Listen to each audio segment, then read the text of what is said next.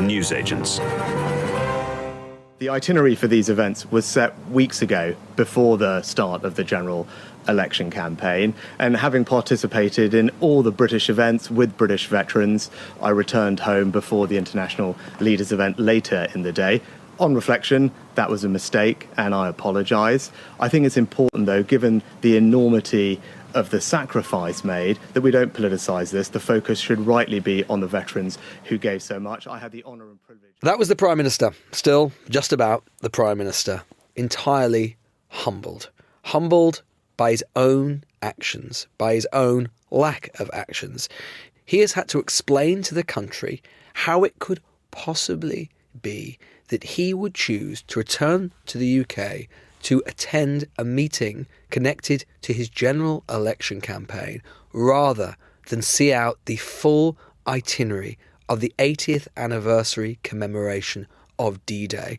In so doing, he has angered, made furious, not only members of his own party, his candidates, members of the armed forces, but crucially even D-Day veterans themselves, many of whom, in short order, will no longer be with us. On today's show, we're going to examine how it could possibly be that Sunak and those around Sunak could be so politically feckless, and what it means for the campaign, whether this will prove to be one of those defining moments that we will always remember. Welcome to the Newsagents. The newsagents. It's John in Braemar. It's Emily in Sussex. And it's Lewis in London. And it still doesn't get any less shocking what happened with Rishi Sunak at the D-Day commemorations and deciding, yeah, it's cool, I'll go back early, I'll do an interview with ITV and attack Keir Starmer, and then I'll do a meeting about the general election manifesto, and yeah, that'll be okay. No one will mind. It's only D-Day, 80th anniversary. There are only those veterans who are about 100 years old standing around. I'll go back. Yes, it is hard to imagine a more perfectly calibrated policy that would do two things. One, basically fire a torpedo at the very electoral coalition that you yourself have been attempting to reassemble from the start of the campaign, i.e. older, socially conservative, reform-inclined voters, whilst at the same time providing a fillip, a complete, absolute pouring fuel on the fire of the Nigel Farage cause. Because what has Farage been able to do all week, and I think we can discuss the virtues or otherwise of his argument, but has been able to point to this and say, aha, this means the Prime Minister, it shows everything that I've been saying up to now, which is that he is not, and to use his words this morning, he's been claiming the Prime Minister is not patriotic. I think Rishi put completely the wrong spin on this whole event, actually. And I think those around him badly advised him, because if I had been him and I'd had a clear mind on this, I would have just said, look, I went and talked to the veterans. They were the important ones at this event. The rest of it was basically an early G7, and I didn't want to politicise it. He shouldn't have apologised. He shouldn't have apologised. It would have been very easy to say the rest of this stuff, whether it's, the Biden, the Macron, the Schultz, this is all stuff that I'll be doing next week at the G7. That's the politicisation of it. I wanted to go and talk to the veterans themselves. I did so in Portsmouth. I did so in Normandy. I talked to the people that were at the centre of this.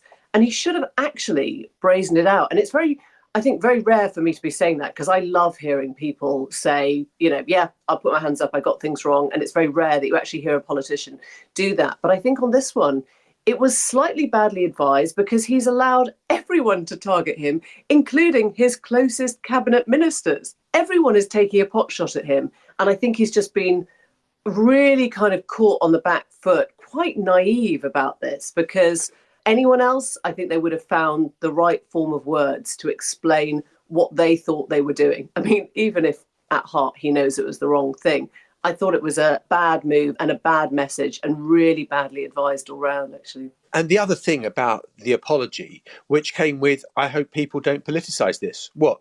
Politicise the fact that you went back to do an interview and then chair a meeting about what your manifesto would be. I mean, there's nothing political in any of that, is there?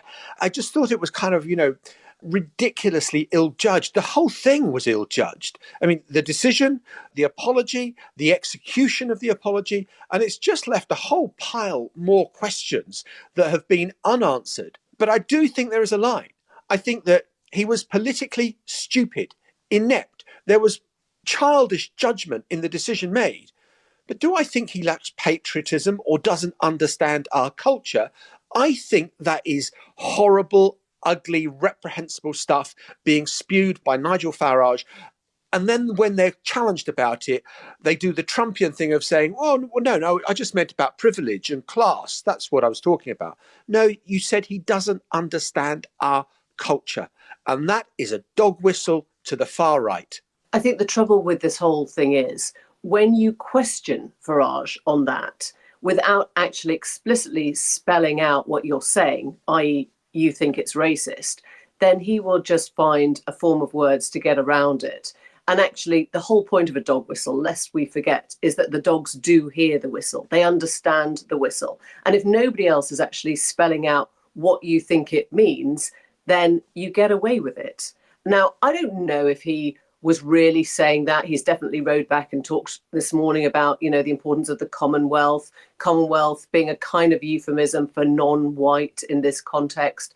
But I think actually it's an own goal to even ask Nigel Farage about patriotism, because if there's one thing we know about Nigel Farage, it's that he doesn't really care very much for this country, the growth of this country, its economic fortunes, or he wouldn't have put it through the kind of Brexit that he put it through. I mean, that was probably the least patriotic act that any single person has done. Well, I mean, just in terms of the kind of raw politics of it, I mean, we have to take a step back, right? I mean, I was doing the LBC show this morning, and the questions that I ended up basically putting to Mel Stride, who is one of the few kind of really resolute allies of the Prime Minister, once again sent out to bat for him this morning. I mean, the questions basically were, are you disappointed that veterans feel that you have let them down? D-Day veterans, right? Now D-Day has not been so newsy since 1944, right? But that is if you were to sort of start the week and say, what is your question or headline from hell that you think Rishi Sunak would end the week with? Apart from, I don't know, setting fire to an orphanage or a hospice or something. I mean, that is basically kind of where it's at, right? That's number one. Number two was, is the Prime Minister going to actually still be Prime Minister and leader of the Conservative Party on polling day? Again, an unfathomable, unthinkable, incredible question. And number three, as I put to him, why was it that the King with cancer was able to attend this commemoration, but the Prime Minister couldn't find it within himself to do so? So the Prime Minister attended the events in Portsmouth, he attended all the British-led events in Normandy, and of course he met many veterans, many of those who you're describing. But he wasn't there at the international part. It is the case. He wasn't there at the international part. That is true, and for that, of course, he accepts a mistake was made, and he has apologised deeply and meaningfully for that. But look, this is a man who really cares. Secretary of State, the King was there. The King has cancer. The King has cancer, and he made it, but the Prime Minister thought it was more important to attend a general election meeting. So, as I say, he accepts that a mistake was made. He was there for the events in Portsmouth. He was there in Normandy. He did meet a lot of the veterans. He attended all of those events that were hosted by the British as part of that commemoration. Nadine Dorries, the former Secretary Cabinet Minister, of course, has said there are rumours that the Prime Minister might resign before the general election. Will the PM definitely still be in office and leader of the Conservative Party on polling day? Yes. There's a story also in the Sunday papers today suggesting the Prime Minister's media appearances will be scaled back in favour of Cabinet colleagues. Is that true? I've no idea. I don't control the media schedule or the grid. But you would think that would be a mistake? Well, I'm not going to get into how much exposure individual ministers should have across the rest of the campaign, but I've no doubt that the Prime Minister, as he has done already, will continue to feature very prominently. It is just astonishing. It is just astonishing that the question is even being raised. Is he going to still be leading the Conservative Party into this general election on July the 4th? It is astonishing in every single way that the Prime Minister is cancelling interviews during a general election and ceasing media appearances for any period during a general election. It is unbelievable that other cabinet ministers are being asked to pick up the slack left by a Prime Minister who, I don't know whether it's because he is feeling so wounded and bruised and lacking in confidence that he doesn't want to do it himself, or whether it is because he just feels tactically, maybe if he leaves it a few days, people will stop asking him questions about the judgment that led to this. All of it is without precedent. There have been terrible general election campaigns before. You know, Labour's 83 election manifesto, you can go on, Neil Kinnock's Sheffield rally, etc., etc. Nothing comes close to this in terms of the sheer awfulness of the mistake made by one man. I think before we leave D-Day completely, there's an amazing bit of detail in Tim Shipman's account of how Labour played that day, that night.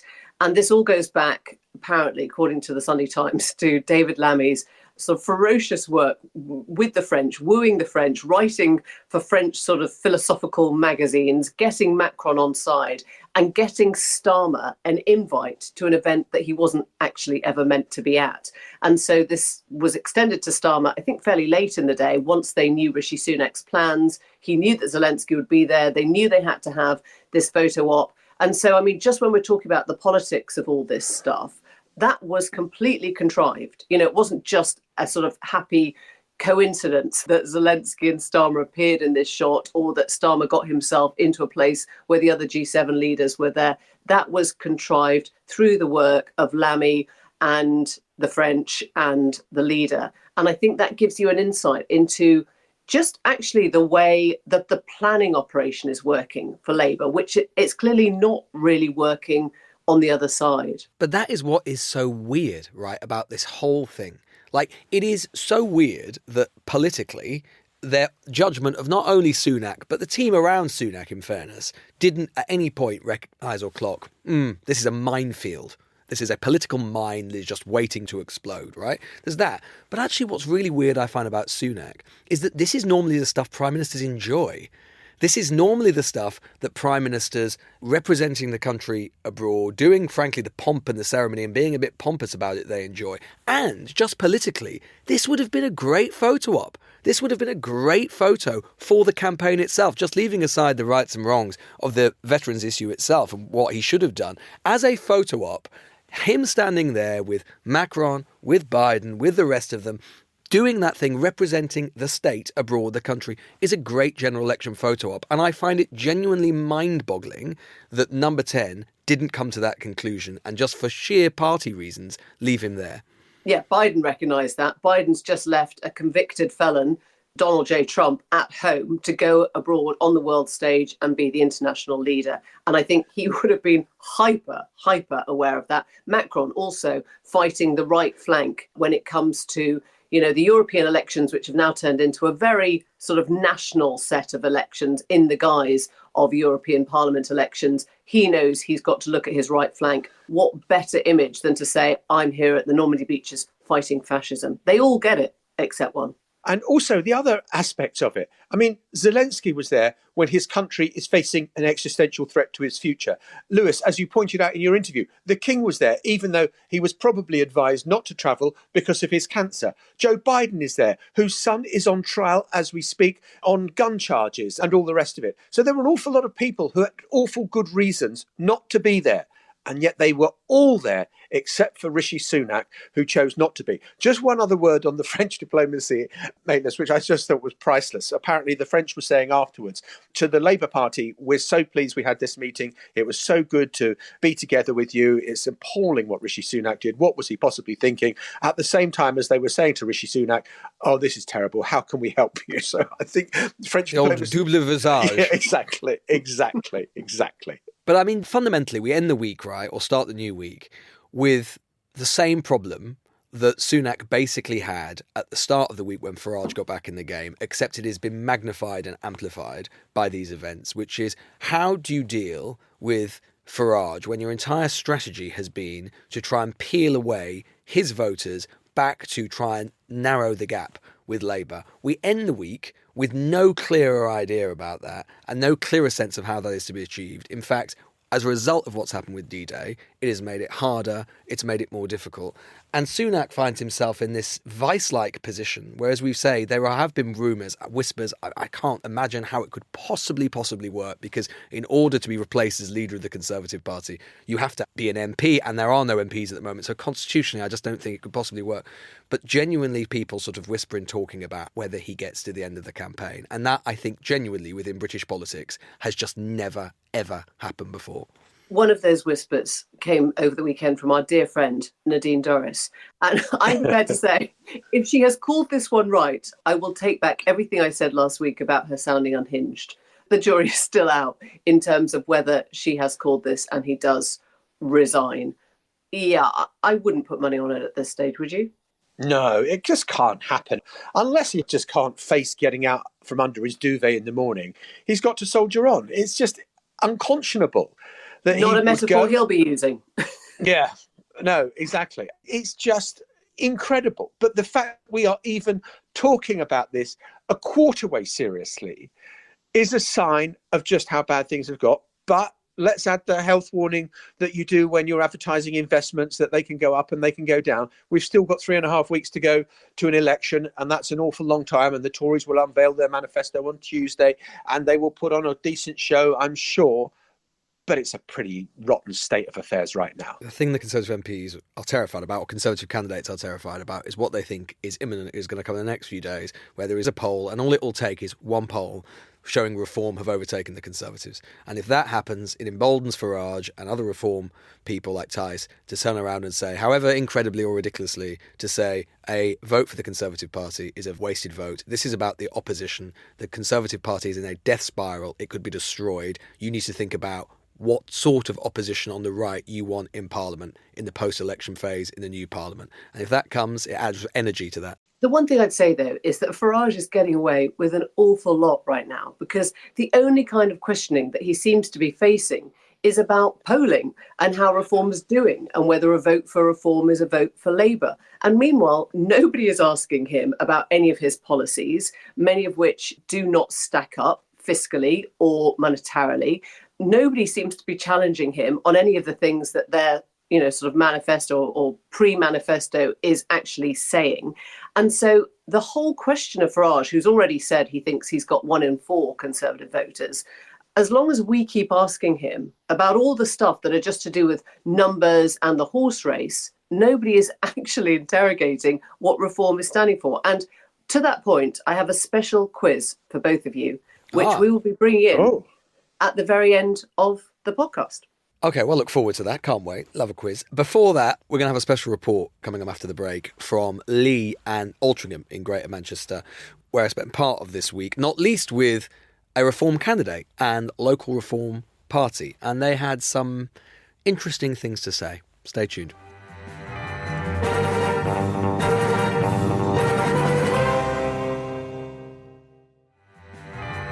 This is The Newsagents. Right, well, it already feels a long time ago, doesn't it? But on Tuesday night, Keir Starmer and Rishi Sunak had their first head-to-head debate, as you might remember. I was there in Salford for the spin room, dreaded spin room. And while we were there, we thought we would take the opportunity to go and talk to voters. And I had this idea about going to 2 parts of Greater Manchester, since we were there already, which are both in their own different ways really politically interesting. 2 places which are very different. There is Leigh, bordering Lancashire, had been Labour for basically forever and turned Conservative in 2019, and Altrincham and Sale West in Trafford, bordering bucolic, leafy Cheshire.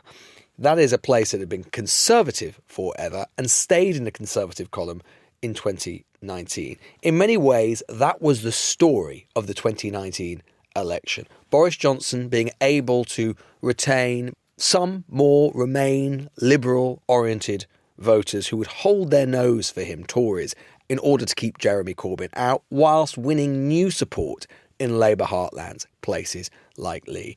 Both seats are predicted to go Labour this time, including Altrincham, which for anyone who knows the area a few years ago would have astonished them. So we thought we'd go along, try and get a sense of the demographic and political changes which are underpinning a potential Labour victory, and also what role reform might have, not only in the politics of this election on the ground, but in the politics of the next Parliament as well.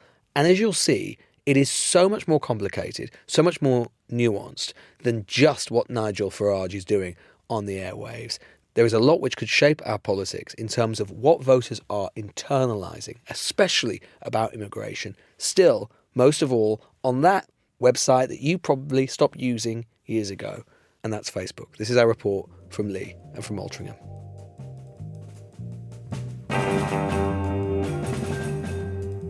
Sophie is there with the changing political map of the UK.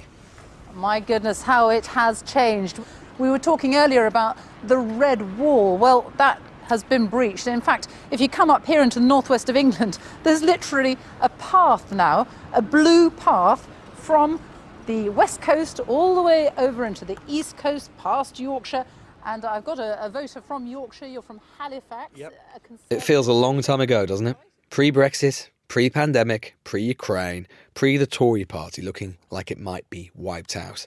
The 2019 general election reconfigured the electoral map. The centrifuge of that process was in seats like Leigh in Greater Manchester, Andy Burnham's old seat, forever Labour, an old mining town. I went for Sky News to report on the seat in that election, and even then, you could just feel it everywhere you went. Spend any time with Labour activists at this election and they'll tell you that it has felt dark, literally and metaphorically. I had a sign up in my own garden. That was a Labour sign? A Labour sign, yeah, that's been taken down. But we're going to be What, someone removed it? Yeah, just taking it away. And that's been happening a lot? It has, yeah, quite a lot. Not known that before though, have we? That kind of... I've not known it before, no. This is a unique election. I've never known an election like this one. Yeah. Well, 4.5 years later, I'm back in Leigh. Labour are much favoured to win the seat back, and you just wouldn't have bet on that 4 years ago. At that time, and for the years afterwards, it felt like the vice of realignment was crushing the party permanently in seats like this. But the political environment has changed, but the disillusion which drove that initial realignment hasn't. And if anyone is aware of that disillusion, it is the Reform Party, and hoping to capitalise on it. So we went out door knocking with them in a very windy Leigh. They're building 470 houses at the back on the canal. The traffic's horrendous all the time. Congestion's a nightmare in the morning, isn't it? Wait till you go to get out of here any time. It's bad, you can't get out. Yeah. And this is a major problem. What about doctors, dentists? Nope. Same thing? Same thing. No dentists or doctors. Yeah. So... How do you feel? I mean, it looks like Labour's going to win. How do you feel about Keir Starmer, Labour government? I don't like him. Why not? Because he's a waste of space. He never answers a question. When they ask him a question, what are you going to do? He never ever answers it, so you don't know what's going to come. But if they do, and they will get in, but God help us if they do. Tell you. In what way? God help you, why? Well, he's not answered anything they've asked him, so he could put the taxes up, and the pensioners shouldn't be paying the tax they pay. We are pensioners, I'm in my 70s. He's not answered a question about immigration, about doing anything about it.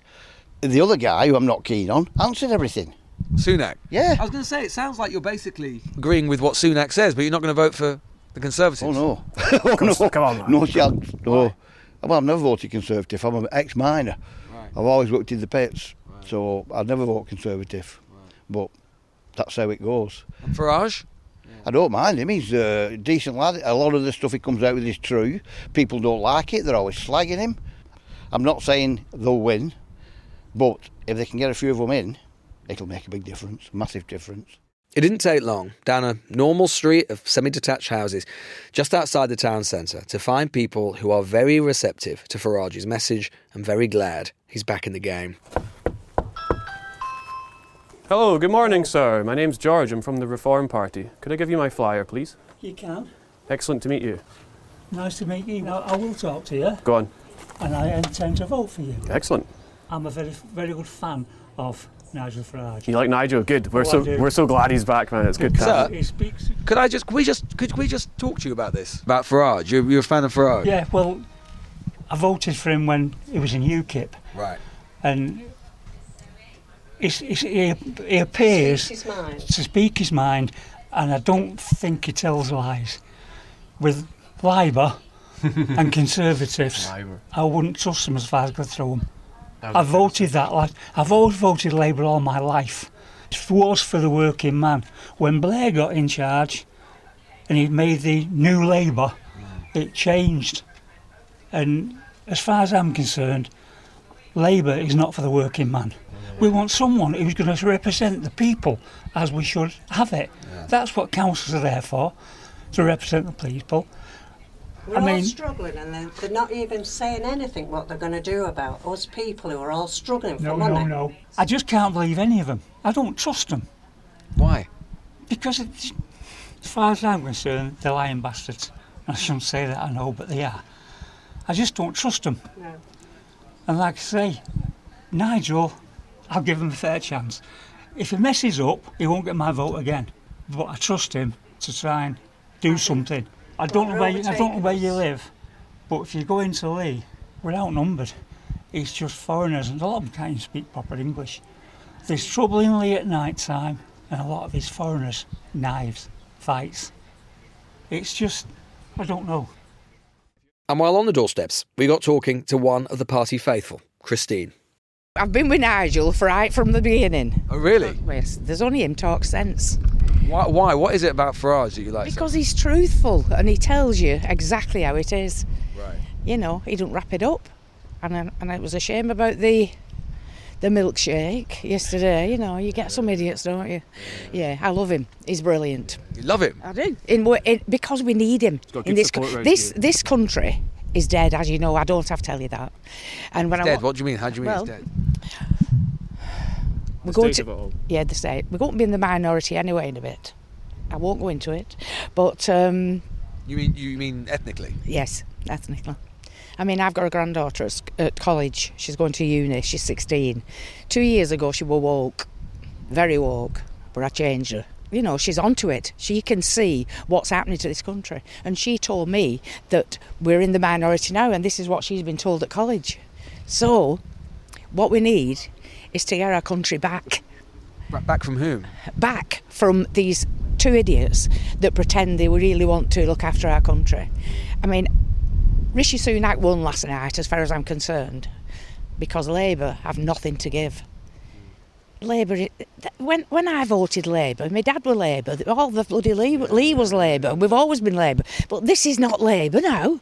This is just another version of Conservatives, where they don't give a, they couldn't care less. When you say about, being in a minority, I mean, ethnically, I mean, Britain's still, 75% white British, so that doesn't seem that likely, does it? So you see all these mosques, and the breeding rates as well, I'm sorry, but they're going to take over. Every country that Muslims have gone in, they've took over, and Sharia law is the king. But we don't have Sharia law. Not yet, kid. You think we'll end up with Sharia law? We already have Sharia courts in parts of this land. We shouldn't even have that. We shouldn't even have Sharia courts. This is England. And if you come to England, you should speak bloody English, surely to God. We have Sharia most British Muslims do speak English. I know, and I love them. And I love the lady that cooks. There are nice Muslims. I know there are. But there's a bloody lot of bad uns. And Aren't there bad uns of everybody? Yeah, but not wanting to kill us. Not wanting to kill us. Jihadi is just the wrong sort of... Well, most Muslims aren't jihadis. Exactly, I know they're not, and that is brilliant. That's brilliant. And I think they must hate the ones that are. And I agree with them, but, we need all stand up. Muslims and us, we need all to unite against these, these idiot Islamists. We all agree with that, surely. Well, surely all the political parties would agree with that. No one wants Islamism. But why let them in then? Why let the buggers in? Honestly, since I've been following Farage, he's been on the waterfront at Dover, seeing these boats coming in, nobody took him on. He'll sort it. You think? I know he will. And he'll have all our help as well. There was a lot to unpack there, and I'm grateful to her because she was generous with her time and she seemed like a friendly enough lady, and I'm always a bit conflicted about how much to highlight individual activists if they're not candidates. But again and again, just beneath the surface, there were some pretty uncomfortable, at times disturbing tropes that she was using. And you have to wonder how reflective of Reform's activist base she might be. George Woodward is Reform's parliamentary candidate for Leigh and Atherton. George. Yes. What makes you want to stand for Reform? I'm passionate about this country, and I think reform represents a real change, and we can fix things going forward. You weren't involved with the party before, the sort of Brexit Party no, or UKIP or any of the Only other as iterations? Only as a voter, no volunteering, no involvement at all. It's my first delve into politics. What was it that made you decide that you wanted to get involved? It was the state of the country, I think. Mainly migration is what drives me to get involved. I think I had a moment last year. I was coming through an airport and I was at the arrivals, at the British border, and I was like, wow, there's a lot of people coming in here, and we need to re-examine this. What, the airport? Yeah. But a lot of those were really tourists, presumably, or British people coming back from abroad on holiday. Some of them, yeah. Some of them, absolutely. And some not, so you can tell. What, the border at the airport made you want to? No, that's one example. I mean, I've always been have strong opinions about things. So yeah, I'm keen. You say, I've got your leaflet here. You say our country is becoming unrecognisable. Yes. What do you mean by that? Oh, the dissolution of our culture. We have things which many people on the street are not particularly fond of, as I mentioned to you a second ago, and as Nigel has mentioned last week, we've got a growing number of young Muslims in this country who are not fond of British culture, let's say, and in fact are quite hostile towards it. Well, you would accept that most British Muslims and young British Muslims, they're as British as you or I, and they are absolutely much a part of British culture as everybody absolutely, else. It's the majority, absolutely fine. It's just a small minority, isn't it? Which other religions have such a growing faction among British society? What do you mean a growing faction? As a growing demographic change, which other religion represents that? I think Islam is the biggest one, the biggest, fastest growing religion in the UK, isn't it? But most British Muslims, there's no problem with. So yeah, absolutely. Yeah, it's a small minority, as we said. But if it's a small minority, presumably it can't mean that our country is becoming unrecognisable because it's such a small number, as you've yourself accepted. Well, we can accept it's small, but we don't know exactly how small. We've not put a number on it. So I'm just finding. I mean, obviously we were having that conversation there with those people, and obviously they've got their views and they're totally entitled to them. But when you hear them say things like we're going to be outnumbered and things like that, I mean, isn't it responsibility for you as a potential politician to say things like we're not going to? What do you mean outnumbered? And isn't that basically a sort of ethnic tension that actually it is your responsibility to try and assuage and to try and lessen? Yeah, I agree with you. Yeah. But you went along with it. You didn't say, no, we're not going to be outnumbered. You just nodded and said, yeah. Well, it was between you and them. It wasn't really between me, but sometimes I do have to assuage those, as you said. Well, no, you were nodding. Calm things down. You was a conversation with you. We were just listening. Well, it was more of a conversation between you and him, and I was just listening, but we'll disagree on that one. Okay. Since you did most of the talking and most of the interviewing with I'm him. not sure that's true, but... And I was just standing to the side. But you're not worried about being outnumbered? No. Walking away, thinking about all of that, my head was spinning. I found that really interesting. I was talking to a Labour politician in the spin room after the debate in Salford on Tuesday night, and they were saying, look, I've no doubt we are ahead, we're way ahead, I think the polls are right to that extent, but I'm not sure the lead is nearly as solid as the polls suggest, and there are so many don't knows, and we're coming up against a lot of really sticky don't knows, and we are coming up against a load of people who aren't even thinking about the election, and we are coming up against just so many people who aren't even listening. The election is happening around them, but not to them, let alone with them. And you can really feel it in places like this, the sheer number of people who remain doggedly, profoundly, avowedly anti-system, who are just so deeply, for whatever reason, irritated with the political class. And the thing that's really striking, and I think the thing that is not being picked up to the extent that it should be in Westminster, these lines which are everywhere on Facebook, the Reform are putting out there and others are putting out there from the kind of radical right, these anti-Muslim, anti-Islam lines, this narrative that it's not just that we're being kind of swamped in terms of numbers or being outnumbered, although you did hear that rhetoric and those ideas there, but rather that our culture is being subsumed, that is being fundamentally mutated, transformed, changed against our will and without our permission. That is the kind of lightning rod, the idea that is spreading around, particularly voters who are 60 and over, 65 and over, as I say, on Facebook and elsewhere. And that is a rich seam that Farage is tapping into and is ripping open day by day. So we have come to Leigh, technically in Greater Manchester, but in all sorts of ways, sort of culturally, politically, historically, basically part of Lancashire, the accents of Lancashire.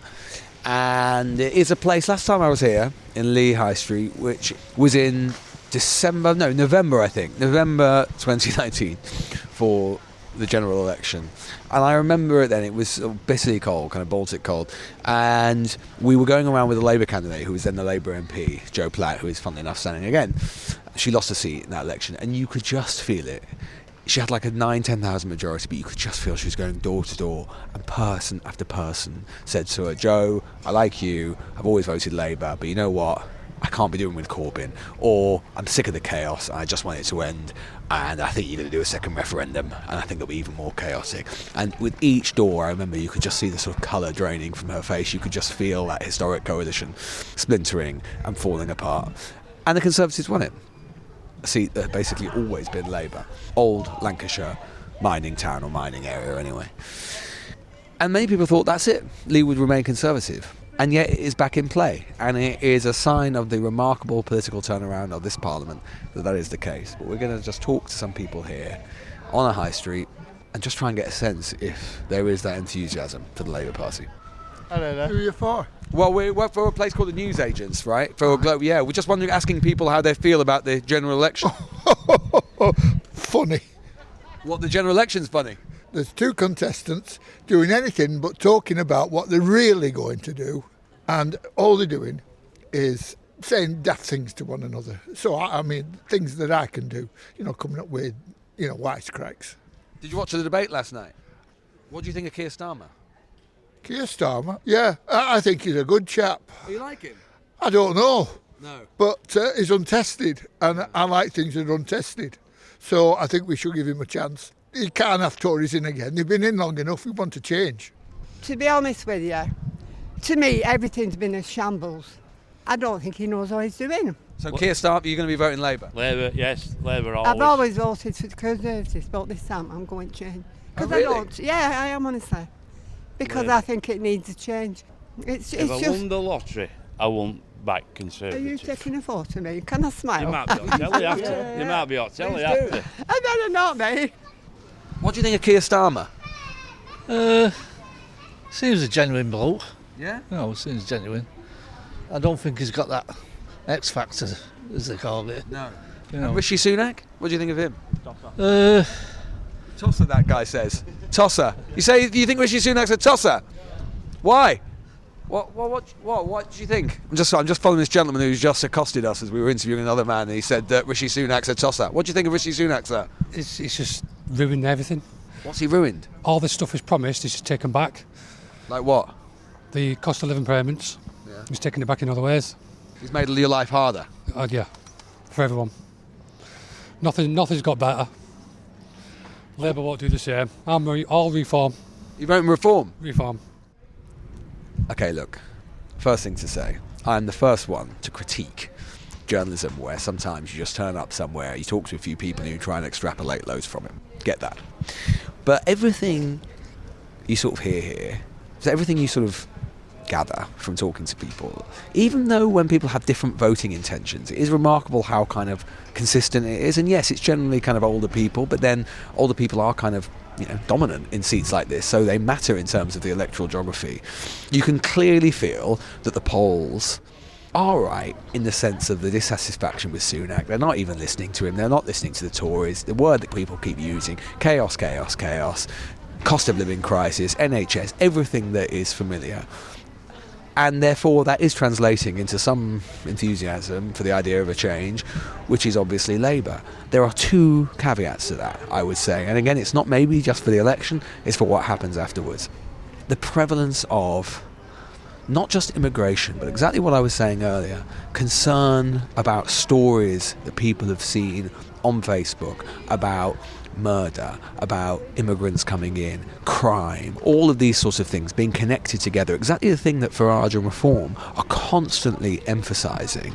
You can just feel how important that is in the politics of seats like this, and potentially the politics of the next Parliament. Labour is going to have an answer to those Faragist, populist talking points, often laced with misinformation, something which actually resonates with people. It's not going to be enough to just ignore it and to just think that it will all go away, because if it is not addressed in some way, you can absolutely imagine the resurgence of Labour in seats like this, when the small boats in particular keep coming. You can imagine that resurgence being built on sand. We have a growing number of young people in this country who do not subscribe to British values, in fact, loathe much of what we stand for. So what do you do? Who are we talking about there? Oh, I think we see them on the streets of London every Saturday. What do they look like? Oh, we're talking about... What do they look like? Are we talking about Muslims here? We are. So we've left Leigh and are basically skirting our way around Greater Manchester, or the outer edge of Greater Manchester, and are heading to Altrincham. And already, I mean, very, very quickly, you can feel that you are heading into a very different sort of place with a very different set of electors, different economy and so on. You're basically very quickly left those kind of row after row of the old terraced miners' houses in their red brick, and suddenly you're in very verdant green fields, leafy, detached houses, which is very much what Altrincham is. And the reason this matters is, anyone who knows Altrincham or anything about Greater Manchester politics, Altrincham is, you're starting to get into slightly kind of footballer's wife territory, Man U territory, all the players sort of buying their big houses as you head towards the kind of Cheshire countryside. It is, and always has been, true blue Tory territory, sometimes the only slice of blue in a sea of Labour red in Greater Manchester. But slowly, with demographic change, with the younger people moving out into the suburbs from Manchester city centre who are more Labour inclined, slowly, and with Brexit, it has accelerated political change somewhere like Altrincham. And despite the fact this was the seat of the chairman of the 1922 committee, Graham Brady, who's now standing down, it is in play in a really viable way for the first time in many decades. And the fact that Labour look like they are on the bounce back in its old electoral heartlands in places like Leigh, but also on the advance in a sort of place like Altrincham, tells you why Labour is proving such a potent opponent for the Conservatives in this election, and is something that basically no one would have predicted 5 years ago in 2019. We headed for Hale High Street. It is as prosperous a place as you could hope to find anywhere in England, really. An expensive art gallery on the high street, a bowling green, a brand new library, just completed. You don't see many of those anymore. Even that imprimatur of English bourgeois life, a posh cook frozen food store, sits proudly there. If the Tories are losing in Hale, in this seat, which has been Conservative for every year but one since universal suffrage, you have to think, are they finished? And yet Labour is tilted to win, and the Greens took the council wards in Hale only recently. We caught up with the local Conservative candidate for the election. So Oliver, it's an uphill battle for Conservatives. Yep. This election, we all know that. Yep. I know you've got to put your best foot forward. Tell me, with the least flannel you can, what is it like on the doorstep at the moment? Honestly, it's an awful lot better than it has been over the last year. I think that people have moved on from the Liz Truss era, and a lot of the anger has dissipated. Not all of it, but a lot of the anger has dissipated, and people genuinely are thinking about the choice before them at the election. So, quite truthfully, I have had not a single person say to me, and hand on heart, say to me, I want Keir Starmer to be Prime Minister. But isn't that just because you're knocking on your support? I'm knocking on all doors. Knocking on all doors. I've had some difficult conversations on the doorstep as a result. What just you know, in the spirit of transparency, honesty. Yeah. What are the difficult conversations? I mean, what are the? It tends to go along the lines of I've always voted Conservative, or I have often voted Conservative, but I'm just not sure this time, because 14 years, isn't it time for a change? And what do you say to that? A change to what? And I say I've never stood for Parliament before, and I'm standing for Parliament because I was incredibly frustrated with some of the scenes that we saw when we had the Prime Minister before this one, and I want to bring some professionalism to Westminster. That's why I'm setting aside a successful legal career to try and do this in my hometown. It's a weird message, or tough message, isn't it, though? Sort of. It's nuanced. It's nuanced, but it's equally, I think, it's treating people like adults and actually levelling with them. And I think that's what they want. You know, do you want a Conservative MP who will stand up for the things that you believe in, or do you want a Labour MP, you know, who's been parachuted in that no one knows and doesn't know the area and will, you know, carry out Starmer's orders and be a spokesman for Labour leadership of the day?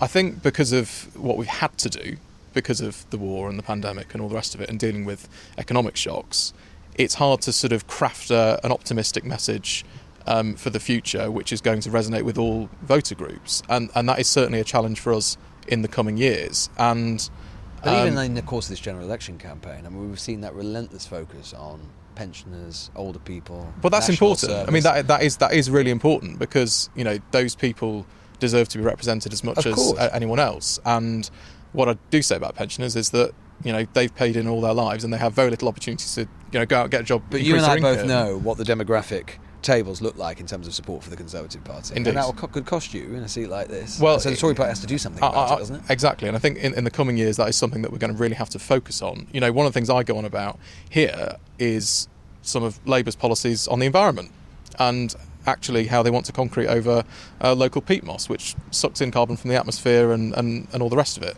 So those trade-offs are the things that we're going to have to talk about. And because we're just, you know, reducing this to an argument of Conservatives for old people, Labour not, which I don't agree with, actually we're not talking about those trade-offs. We're not talking about what we want the policy to be. And that is something we're going to have to do over the coming years. What about Farage's re-entry? My thoughts on the Farage return is that this is a man who's out for himself and not for what he supposedly believes in. He says he's a real Conservative, and I suspect maybe I'm sure he does, but then he's equally saying I'm going to take more votes from Labour than the Conservative Party. So I frankly don't believe much of what he has to say. What I will say is that on the doorstep, when I talk to people who like some of what Farage has to say, they also understand that voting for reform gives them more likely a Labour MP. And that means that, you know, they are, by and large, as I say, you've got to level with people. When you level with them, they understand that if they want a Conservative MP, if they want someone who's going to speak for their values and their beliefs, they have to vote for it and not let Labour in by the back door. Carroll was a pretty impressive candidate, I thought. But you could sense, even with him, that wider sense of what Sunak is struggling to deal with, which is how do you at once appeal to, recognise the concerns of reform voters who were probably until quite recently part of your coalition, whilst not being sucked into the vortex of their politics either. It is really difficult, perhaps impossible, especially this late in the game. After talking to him, we headed into Altrincham proper. They're all as bad as each other. None of them are doing anything, are they? What change would you like to see? Like, what matters to you? To be quite honest, I'd like to see Nigel Farage as Prime Minister. Really? Why? I just would. It's just my feelings. Yeah. You like him? Don't get me wrong. I don't want to be portrayed, you know, I'm not racist. Yeah. Because my wife's from the Far East, so right. I can't be classed as racist, can I? And I've got kids and all that, you know. But I think we need change, really. Hello, sir. We are just in town today just asking people if they've got any thoughts on the general election, if you're excited by the general election. I'm excited at the prospect of getting rid of the Tories. Are you? Yeah, definitely. So you're going to be voting Labour? Yes. Do you always vote Labour? Not always, but I think obviously it looks like the country needs a bit of stability in terms of the economy, and I see them as offering some stability, hopefully. So after the chaos and disruption of, you know, lack of governance over the last 10 years, but more recently 5, you know, in a kind of focused way. Are you excited by the thought of a Starmer premiership? Well, I don't think we necessarily want excitement, do we? I think we want stability, and I think that will benefit the economy. Do you know who you're going to be voting for? Yes. Who are you going to vote for? I'm not telling you. Well, what do you think about Rishi Sunak and Keir Starmer? Let me put it that way. I think Rishi Sunak totally outweighed him last night. At Starmer? At the debate, completely. Starmer had nothing to tell us. Nothing at all, no way forward, tax-wise or anything. Rishi Sunak was so much better last night, but that doesn't say I'm voting for him. He impressed you, though? He did impress me, yeah. Do you think Altrincham's going to stay Tory? I really don't know. I don't feel either of them are actually coming up with anything that I think, for myself, is beneficial. Do you think you'll vote? Oh, yes. Who do you think you'll go for? This is the thing, I don't know. But I will definitely vote, but there's not one of them that's coming up that's actually saying, yeah, I think that's great. So look, Leigh and Altrincham, they couldn't be more different in lots of ways. They are, you know, Altrincham is a very prosperous kind of place. You can see that walking around here. It's a different world in so many ways. Different world, even though they're just 40 minutes away from each other. But there is something that I think, in terms of the political dynamics, is clear that unites them. And that is, one, Labour on the advance in both places. That is important, and something that would have seemed unimaginable in 2019, just 4 or 5 years ago. And that is what is so difficult for the Conservatives in this election. But there is something else, and that is the sheer weirdness of the election campaign. I cannot remember, I've covered quite a few general election campaigns now, I can't remember one that felt so remote and so distant from the electorate. Maybe that it's because it's been a surprise, I'm not so sure about that. And that is fusing with the general complete antipathy to indifference to politics overall, and this corrosive cynicism that there is, which actually really angers me as a political journalist. Sometimes I actually, when I go and ask people what they think about politics, I kind of don't know who to blame when they say they're all the same, because I want to be like, no, they're not all the same. Actually, don't be so caustic. But that caustic cynicism has come from somewhere. And I don't know who to blame for that, whether it's politics or the media, but it is everywhere. And it doesn't really matter what sort of seat you're in, what sort of demographic it is, how prosperous an area is or a constituency is. And I think there's going to be clearly enough anti-Tory feeling to get Labour over the line, and perhaps by some margin. But in terms of what happens after that, it is clear that the mandate for that Labour project is going to be pretty thin, and Labour are going to have to try and come up with some answers to restore some sense of connection between the electorate and the political class, because if you don't, you leave a space, a void that is there for some pretty nasty political actors. And we've probably, even this week, started to see the early glimmers of what that might look like.